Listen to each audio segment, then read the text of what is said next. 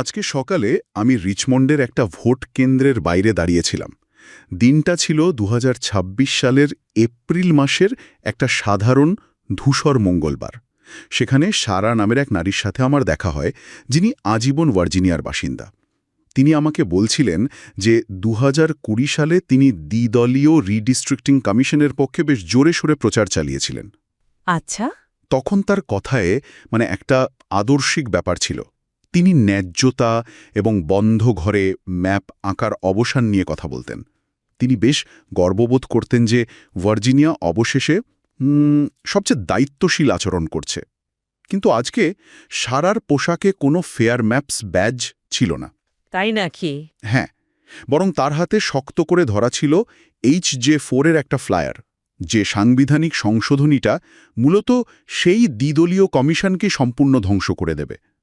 আমি যখন তাকে এই হঠাৎ পরিবর্তনের কারণ জিজ্ঞেস করলাম, তাকে দেখে মোটেই দ্বিধাগ্রস্ত মনে হলো না। তাকে বরং বেশ ক্লান্ত দেখাচ্ছিল। বুঝতে পারছি।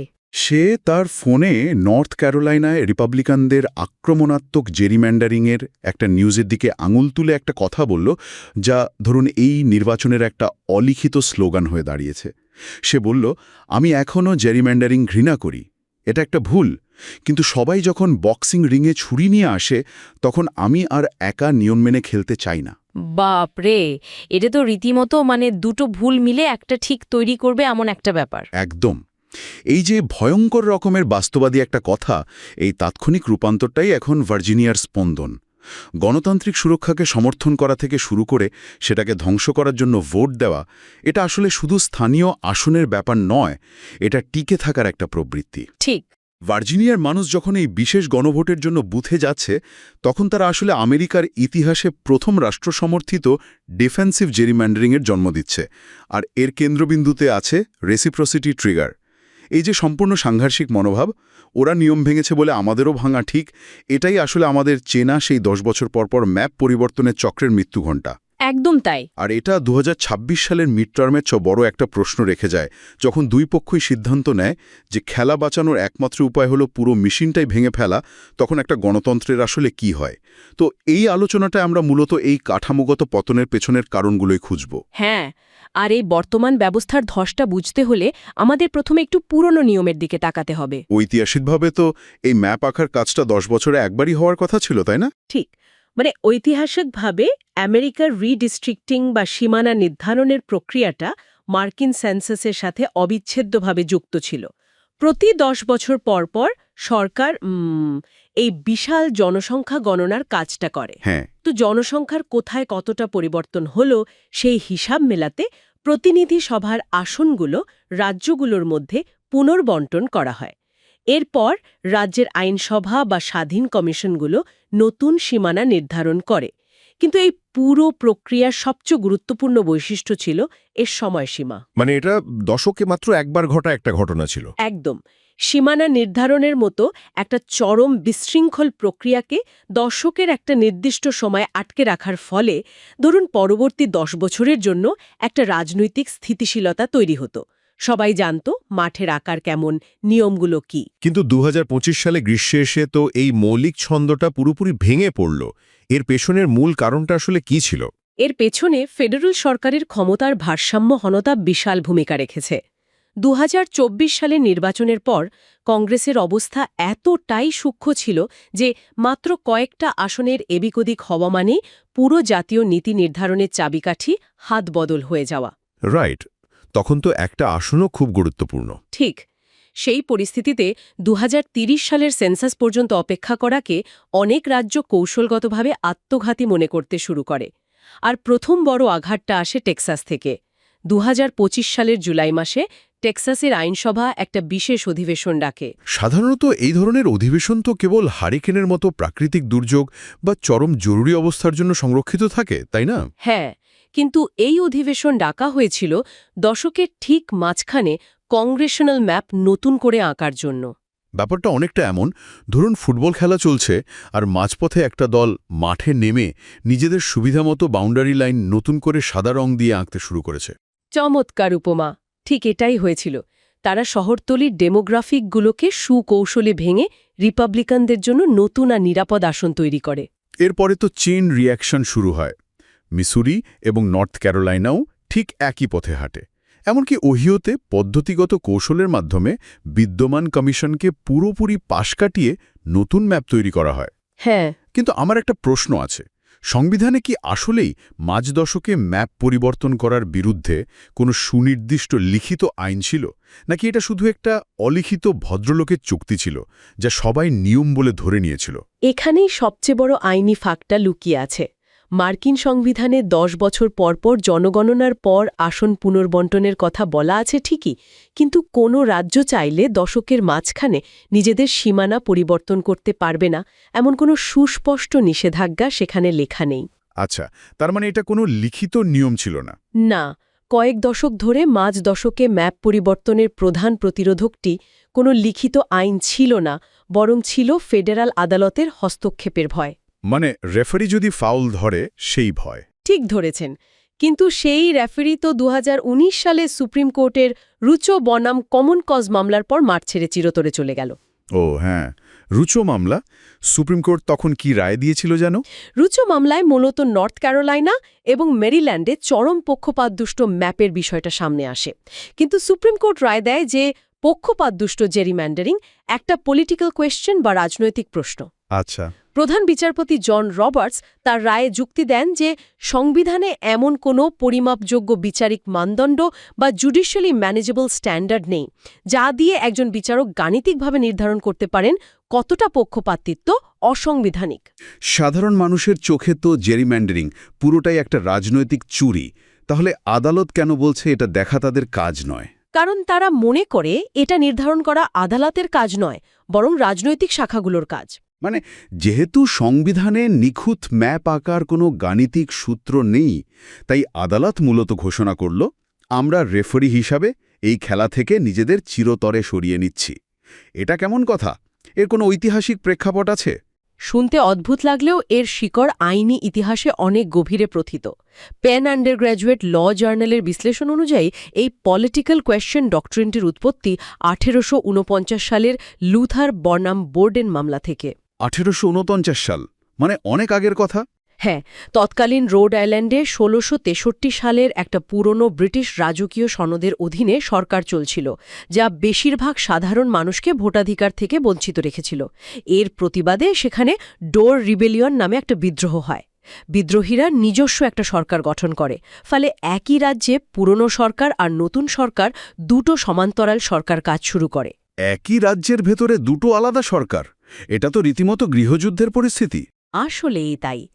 কিন্তু তৎকালীন প্রধান বিচারপতি রজার ট্যানির নেতৃত্বাধীন সুপ্রিম কোর্ট তখনও হস্তক্ষেপ করতে অস্বীকৃতি জানিয়ে বলেছিল, কোনো সরকার বৈধ তা নির্ধারণ করা বিচার বিভাগের কাজ নয়, এটি একটি রাজনৈতিক প্রশ্ন। কিন্তু কেন? কারণ আদালত যদি সেখানে হস্তক্ষেপ করত এবং একটা সরকারকে অবৈধ ঘোষণা করত, তবে ওই রাজ্যের প্রতিটি চুক্তি, প্রতিটি আইন, এমনকি মানুষের জমির দলিল পর্যন্ত প্রশ্নের মুখে পড়ত। তাই প্রাতিষ্ঠানিক বৈধতা রক্ষার্থে আদালত রাজনৈতিক ক্ষমতার দ্বন্দ্বে সরাসরি অবস্থান নেয়া থেকে বিরত থাকে। বুঝতে পেরেছি। আর 2019 সালের রুশো মামলাতেও ঠিক একই ঘটনা ঘটল। রেফারি যখন মাঠ থেকে চিরতরে বিদায় নিল, তখন রাজ্যগুলোর সামনে মাঝ দশকে ম্যাপ পরিবর্তনের পথ সম্পূর্ণ উন্মুক্ত হয়ে গেল। ঠিক তাই। আর ফেডারেল আদালতের অনুপস্থিতিতে যখন মিডওয়েস্ট এবং সাউথের রাজ্যগুলো আক্রমণাত্মক ম্যাপ তৈরি করতে শুরু করল, তখন অন্যান্য রাজ্যগুলো দেখল যে একতরফাভাবে অস্ত্র সমর্পণ করাটা বোকামি।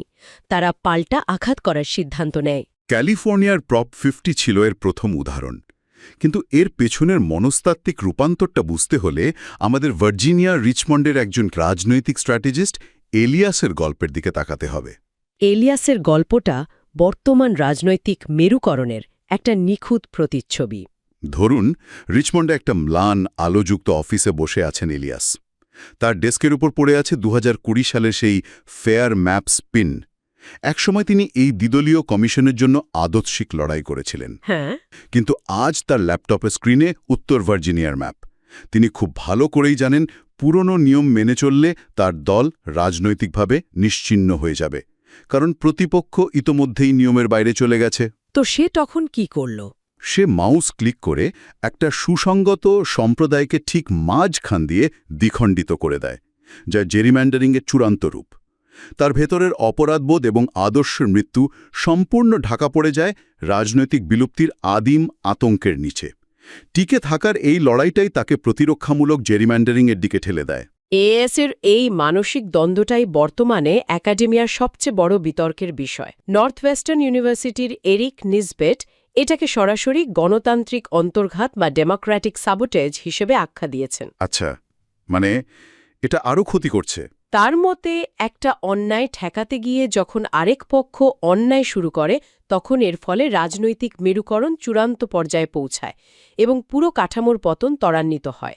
কিন্তু অন্যদিকে অ্যালভিন টেলরি একটা সম্পূর্ণ ভিন্ন দৃষ্টিকোণ তুলে ধরেন। তিনি কি বলছেন? তিনি যুক্তি দেন যে এটা অন্তর্ঘাত নয়, বরং ফেডারাল স্তরে সংখ্যালঘু শাসন রোধ করার জন্য এটাই একমাত্র যৌক্তিক হাতিয়ার। যদি এক পক্ষ নিয়ম ভাঙে এবং অন্য পক্ষ আদর্শের দোহাই দিয়ে হাত গুটিয়ে বসে থাকে, তবে জাতীয় স্তরে একটা বিশাল ভারসাম্যহীনতা তৈরি হবে। এখানেই তো আসল সমস্যাটা চোখে পড়ে।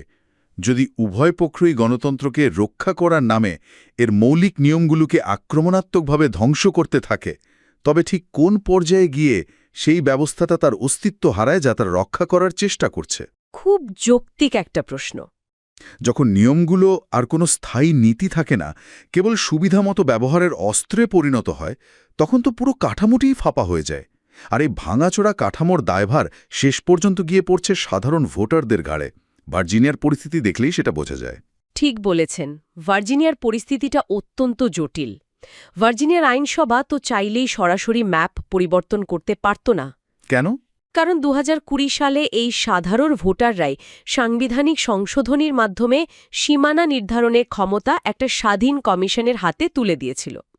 এখন আইনসভাকে সেই ক্ষমতা ফিরে পেতে হলে এই HJ4 প্রস্তাবটাকে সরাসরি ভোটারদের কাছে গণভোটের জন্য পাঠাতে হতো। আর রিপাবলিকানরা এর বিরুদ্ধে আদালতে গেলেও ভার্জিনিয়া সুপ্রিম কোর্ট ফেডারেল আদালতের মতোই এই ইস্যুতে হস্তক্ষেপ করতে অস্বীকৃতি জানায়। হ্যাঁ, একদম। এই বিচারিক পশ্চাৎপসরণ সাধারণ মানুষের জন্য কেমন পরিস্থিতি তৈরি করে তা বুঝতে আমরা রোয়ানোকের একটা ভোট কেন্দ্রে কাজ করা স্বেচ্ছাসেবক ক্লারার অভিজ্ঞতার দিকে তাকাতে পারি। আচ্ছা, ক্লারার গল্পটা কি? ধরুন, জিমনেশিয়ামের কড়া আলো, মেঝেতে মোমের গন্ধ, ঘোলাটে প্লেক্সি গ্লাসের ওপাশ থেকে সে দেখছে একজন বয়স্ক প্রবীণ নাগরিক ব্যালট পেপারের জটিল ও দুর্বোধ্য আইনি ভাষা পড়ার আপ্রাণ চেষ্টা করছেন। প্রবীণ ব্যক্তিটি ক্লান্ত চোখে ক্লারার দিকে তাকিয়ে জিজ্ঞেস করেন, এই সংশোধনীটি সবকিছু ঠিক করে দেবে কিনা? এই একটা সাধারণ প্রশ্নের মুখে ক্লারা আক্ষরিক অর্থে বমিভাব অনুভব করে। সমাজের উচ্চ পদস্থ আইনজ্ঞ, পণ্ডিত ও বিচারকরা নিজেদের দায় এড়িয়ে এই কাঠামোগত মেরামতের বিশাল দায়ভার চাপিয়ে দিয়েছেন এই ক্লান্ত সাধারণ মানুষের কাঁধে। এটা সত্যি মর্মান্তিক। ব্যাপারটা অনেক তেমন, ধরুন একজন বিল্ডিং ইন্সপেক্টর যিনি একটা বহুতল ভবনের ভিত্তি ফাটল ধরা অবস্থায় দেখেও ভবনটাকে ঝুঁকিপূর্ণ ঘোষণা করতে অস্বীকৃতি জানান। আচ্ছা। উল্টো তিনি লবিতে একটা বিশাল হাতুড়ি আর কিছু জটিল আর্কিটেকচারাল ব্লুপ্রিন্ট ফেলে রেখে সাধারণ বাসিন্দাদের বলেন, তোমরাই তোমাদের ভবনের কাঠামো ঠিক করে নাও। এই হাতুড়ি তুলে দেওয়ার উপমাটা সত্যি চমৎকার, কারণ এটা আমাদের সাংবিধানিক পরিবর্তনের একটা গভীর তাত্ত্বিক বিতর্কের দিকে নিয়ে যায়।